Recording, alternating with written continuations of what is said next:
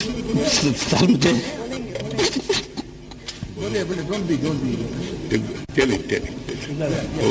Go on, Mr. Yogi ji, we all respect you. Please, we shall certainly look into that. अध्यक्ष मैं तीसरी बार गोरखपुर से लोकसभा का सदस्य बना हूं।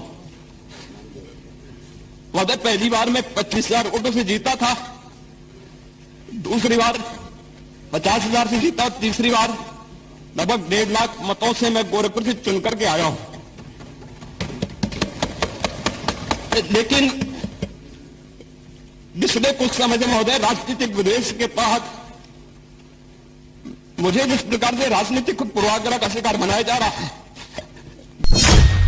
दिलचस्प है सीएम योगी की यह कहानी। जानिए उत्तराखंड का बेटा कैसे बना यूपी का मुखिया। नमस्कार, आप देख रहे हैं हिंदी न्यूज मध्य प्रदेश छत्तीसगढ़। मैं आपके साथ मनीष। उत्तर प्रदेश के मुख्यमंत्री योगी आदित्यनाथ 51 साल के हो गए हैं। किसी समय सीएम योगी उत्तराखंड के निवासी अजय सिंह बिष्ट हुआ करते थे। इनका जन्म 5 जून 1972 को उत्तराखंड के पौड़ी गढ़वाल जिले स्थित यमकेश्वर तहसील के पंचुर गांव में हुआ था। हालांकि सीएम योगी पूर्वाश्रम जन्मदिन नहीं मनाते। योगी होने के नाते भी वह इन सबसे दूर रहते हैं। हर साल की तरह इस बार भी सीएम योगी बगैर किसी आयोजन के अपना रोजमर्रा का काम कर रहे हैं। हालांकि उनके लाखों प्रशंसक उन्हें शुभकामनाएं दे रहे हैं। इनके गोरखपुर में आने से लेकर मुख्यमंत्री बनने तक का सफर बेहद संघर्षमय रहा है। साल 1994 में दीक्षा के बाद वह योगी आदित्यनाथ बन गए थे। योगी हिंदू युवा वाहिनी संगठन के संस्थापक भी हैं, जो कि हिंदू युवाओं का सामाजिक, सांस्कृतिक और राष्ट्रवादी समूह है। योगी आदित्यनाथ ने हेमवती नंदन बहुगुणा गढ़वाल यूनिवर्सिटी से गणित से बीएससी की है। 1993 में गोरखनाथ मंदिर पहुंचे योगी की दीक्षा के समय विश्व हिंदू परिषद के अंतर्राष्ट्रीय अध्यक्ष अशोक सिंघल भी मौजूद थे। यही नहीं, थाईलैंड के एक पार्क में टाइगर के बच्चे को दूध पिलाते हुए योगी की तस्वीर सोशल मीडिया पर खूब वायरल हुई थी।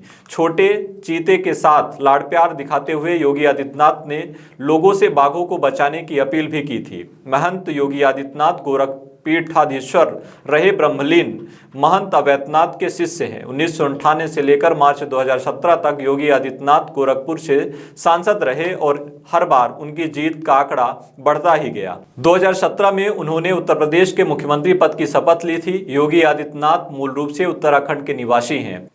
इसके बाद उन्होंने 2022 में दोबारा मुख्यमंत्री पद की शपथ ली है। गोरखपुर में अपने ऑफिस में बंदर के साथ बैठकर काम करते वक्त आदित्यनाथ की फोटो किसी ने खींच ली, जो चर्चा का विषय बनी। 1998 में पहली बार जब 12वीं लोकसभा के लिए योगी आदित्यनाथ चुने गए तो सबसे कम 26 साल की उम्र के सांसद थे।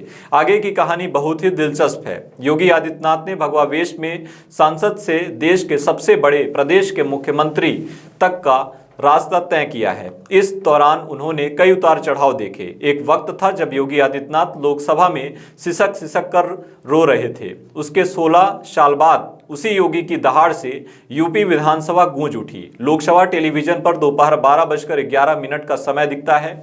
स्क्रीन पर योगी आदित्यनाथ हैं। भगवाधारी योगी खड़े होकर रो रहे हैं। अध्यक्ष के सीट पर सोमनाथ चटर्जी बैठे हैं। योगी जब फफक कर रो रहे थे तो बगल में बैठे सांसद उनके कंधे पर हाथ रखकर ढाढ़स दिलाते हैं। अध्यक्ष सोमनाथ चटर्जी भी योगी का हौसला अफजाई करते हैं। वो कहते हैं, हाँ, मैं आपका आदर करता हूं, मैं इस मामले को देख रहा हूं, हमें बताइए। लेकिन अपना दायां हाथ उठाकर कुछ बोलना चाहते हैं, लेकिन उनकी आवाज नहीं निकल पा रही है।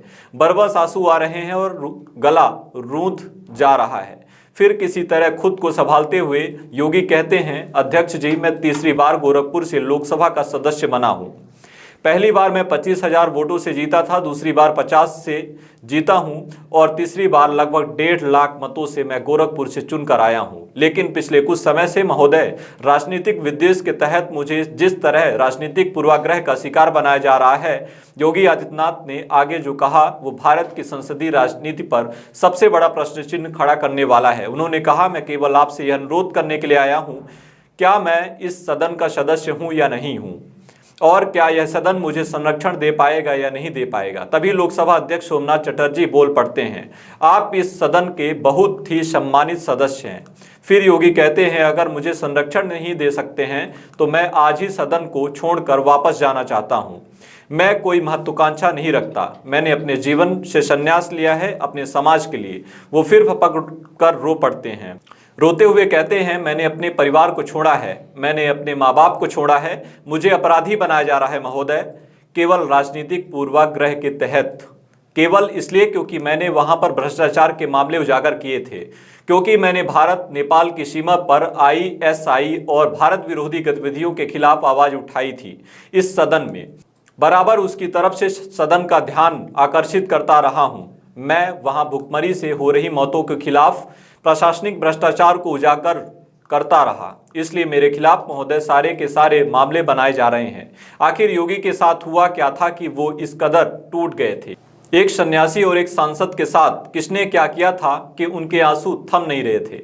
किसने का जवाब है मुल्ला मुलायम के नाम से मशहूर हुए समाजवादी पार्टी और उत्तर प्रदेश के मुख्यमंत्री मुलायम सिंह यादव ने जनवरी 2007 में मुहर्रम का जुलूस निकला। इसी जुलूस के दौरान पत्थरबाजी हुई और जमकर बवाल मचा। मुलायम सरकार ने इसके लिए योगी आदित्यनाथ को जिम्मेदार ठहराया और उन्हें पकड़कर जेल भेज दिया। योगी उस वक्त भी गोरखपुर से सांसद थे। वो जेल से निकले और संसद क्षेत्र में भाग लिया। उसी वक्त योगी लोकसभा में रो पड़े। मुलायम राज में उत्तर प्रदेश में अतीक अहमद और मुख्तार अंसारी जैसे माफियाओं की तूती बोला करती थी। मुख्तार अंसारी के गुंडों ने योगी आदित्यनाथ के काफिले पर हमला बोल दिया था और एक वक्त ऐसा लगा कि योगी की जान नहीं बच पाएगी। उन्हीं घटनाओं को याद करते हुए योगी ने लोकसभा अध्यक्ष से पूछा था कि क्या सदन अपने सदस्य को संरक्षण दे पाएगा या नहीं। वक्त बदला, जमाना बदला, जनता का मिजाज बदला और 2017 में उत्तर प्रदेश में मुलायम सिंह के बेटे अखिलेश यादव की सरकार चली गई और मतदाताओं ने बीजेपी को बहुमत दे दिया। केंद्र में नरेंद्र मोदी सरकार 3 वर्ष पहले 2014 में ही आ चुकी थी। बीजेपी यूपी का मुख्यमंत्री किसे बनाएगी, इस सवाल पर मीडिया में खूब घोर मंथन हुआ। तभी योगी आदित्यनाथ के नाम की घोषणा करके बीजेपी ने सबको चौंका दिया। योगी आदित्यनाथ ने सत्ता संभालते ही सबसे पहले प्रदेश की कानून व्यवस्था को सुधारने का जिम्मा उठाया। शिकंजा कसा तो गुंडे गले में तख्तियां लटकाकर थाने पहुंचने लगे, गिरफ्तारियां देने लगे। गुंडाराज से आजिज उत्तर प्रदेश की जनता को योगी का यह अप्रत्याशित कदम काफी रास आया। 2022 के अगले विधानसभा चुनाव में भी योगी सरकार की वापसी हो गई। योगी सरकार 2.0 का 1 साल पूरा ही हुआ कि उनका सबसे बड़े दावे को धता बताते हुए प्रयागराज में दिन दहाड़े हाई प्रोफाइल मर्डर को अंजाम दे दिया गया।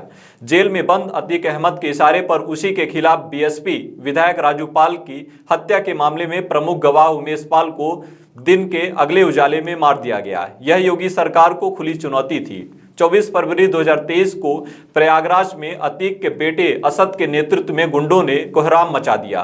तब विधानसभा सत्र चल रहा था। मुख्यमंत्री योगी आदित्यनाथ को पूर्व मुख्यमंत्री और सपा अध्यक्ष अखिलेश यादव ने घेर लिया। उन्होंने उत्तर प्रदेश में कानून के राज के दावे पर सवाल किया। सामने खड़े योगी आदित्यनाथ ने कहा कि सारे माफिया को सपा ने पाला है और आज सवाल भी वही कर रही है। उसके बाद योगी ने जो कहा वो युगों युगों तक याद रखा जाएगा। योगी आदित्यनाथ ने कहा माफिया को मिट्टी में मिला दिया जाएगा। योगी जब बोल रहे थे तब उनकी आंखें अंगार बरसा रही थी। सीएम योगी 2007 के लोकसभा में बिलखते सांसद योगी आदित्यनाथ से बिल्कुल अलग थे। तब योगी की आंखों से आंसू थम नहीं रहे थे। अब योगी की आंखों के अंगार छिपाए नहीं छिप रहे थे। योगी के ऐलान के बाद विधानसभा मेजों की थपथपाहट से गूंज उठा। लोकसभा में जब योगी रो रहे थे तो चारों ओर सन्नाटा था। तब सदन में योगी की सिर्फ सिसकियां गूंज रही थी। उत्तर प्रदेश विधानसभा में योगी की दहाड़ के बाद क्या हुआ यह बताने की जरूरत नहीं है। अगले ही दिन से बाबा का बुलडोजर निकला और एक एक करते उमेश पाल मर्डर से जुड़े माफियाओं के घर ढहाने लगा। अतीक की सैकड़ों करोड़ की संपत्तियां जब्त हुई। उधर गुजरात के साबरमती जेल में बंद अतीक अहमद की सांसें अटकने लगी। उसे पता था कि योगी आदित्यनाथ के ऐलान का क्या मतलब है। उसका डर तब और बढ़ गया जब यूपी पुलिस उसे लाने साबरमती जेल पहुंच गई। ये थी यूपी के सिंघम मुख्यमंत्री योगी आदित्यनाथ की कहानी।